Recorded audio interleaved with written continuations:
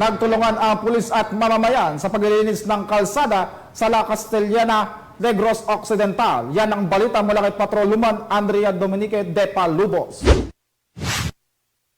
Muling ipinakita ng mga pulis ang kanilang dedikasyon sa serbisyo nang magsagawa ng road clearing operation ang mga tauhan ng La Castellana Municipal Police Station.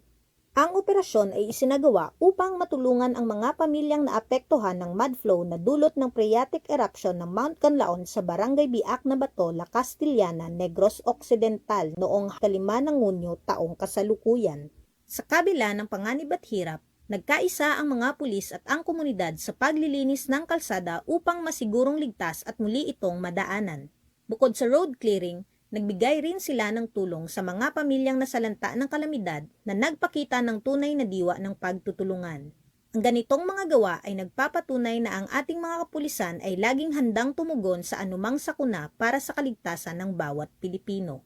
Mula dito sa Police Regional Office 6, ako ang inyong PNN Correspondent, Patrolwoman Andrea Dominique de Palubos, alagad ng batas, tagataguyod ng Balitang Pulis. Maraming salamat, Patrolwoman de Palubos.